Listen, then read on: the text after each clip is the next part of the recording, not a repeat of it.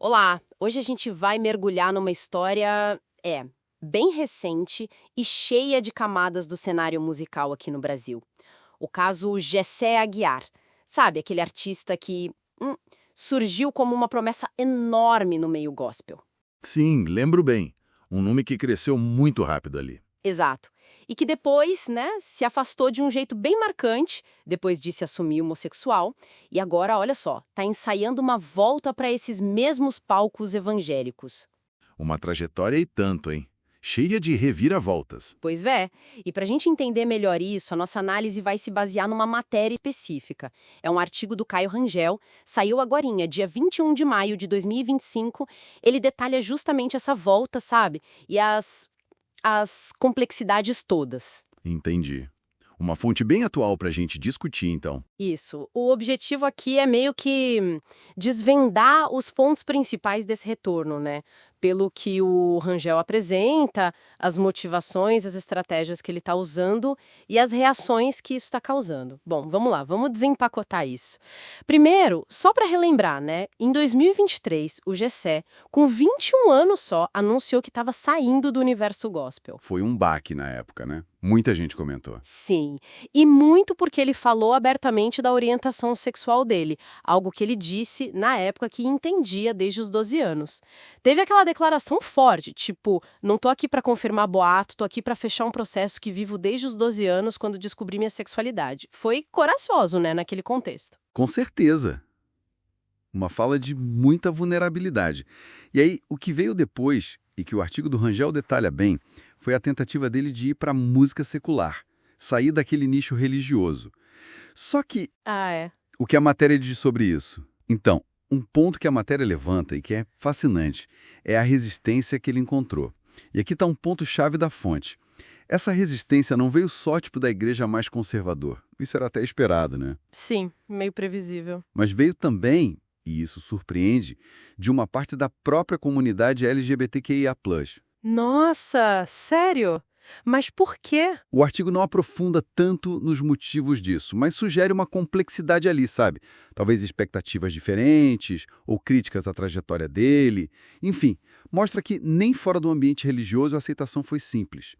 Isso dificultou ele se firmar nesse novo espaço. Caramba, isso adiciona uma camada bem inesperada mesmo. O que nos leva então para agora, né? Quase um ano depois daquela saída. Ele está voltando aos palcos evangélicos e aqui a coisa fica interessante mesmo. É o ponto central da matéria, imagino.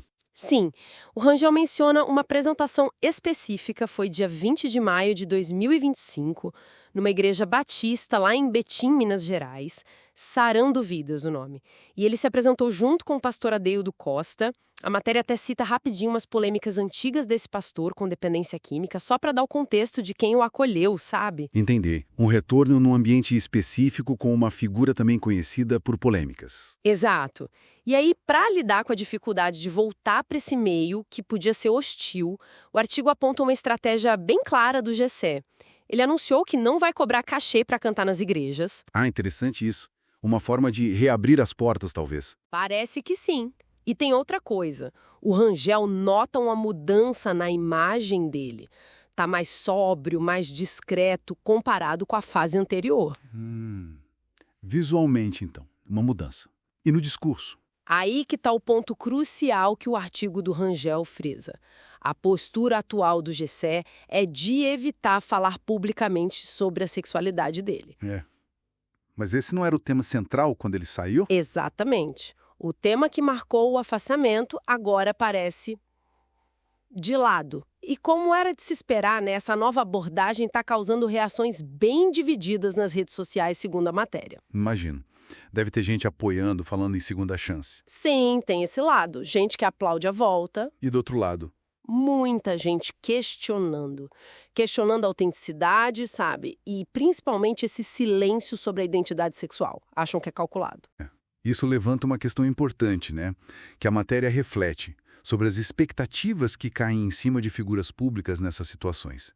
Identidade, carreira, tudo junto e sob os holofotes. Então, pelo que o Rangel reporta, o clima agora é de muita expectativa, mas também muita incerteza, né? Sobre como isso vai acabar. Não tem resposta fácil. Exato.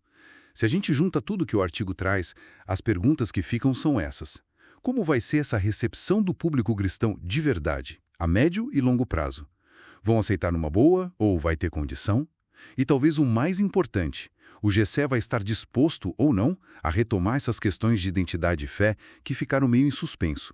O artigo deixa claro que a situação ainda está bem delicada, bem fluida. Bom, então resumindo o que a gente tirou da análise do Caio Rangel, temos um artista que saiu do gospel, afirmando a identidade sexual. Enfrentou dificuldades inesperadas fora dali, E agora volta com uma nova estratégia, sem cachê, visual repaginado.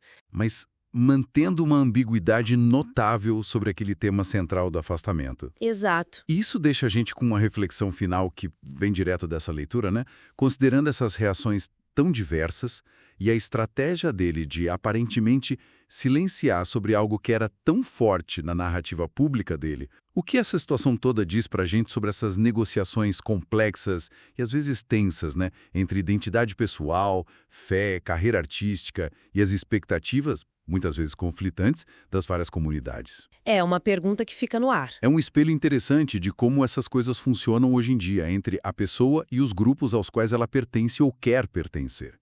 Muita coisa para pensar.